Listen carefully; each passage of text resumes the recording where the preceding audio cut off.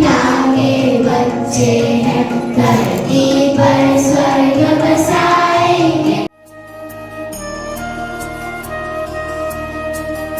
हमारे वाइब्रेशंस उस बच्चे को शक्ति और ताकत देते हैं और उस ताकत से वो कमजोर बच्चा भी फर्स्ट आ जाता है।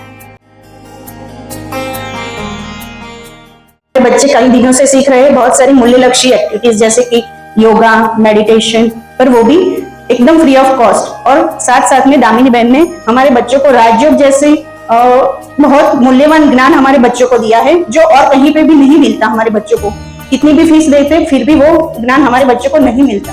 આમ તો હું પણ જ્યારે વિદ્યાર્થી હતો જુનાગઢમાં હતો ત્યારે ગિરનાર તળેટીમાં બ્રહ્મકુમારીની સંસ્થા છે, બહુ વર્ષો પહેલા, મને 2000ની સાલની પહેલાની વસ્તુ, ત્યારે જે મેં સાંભળ્યું હતું હજુ મને યાદ છે।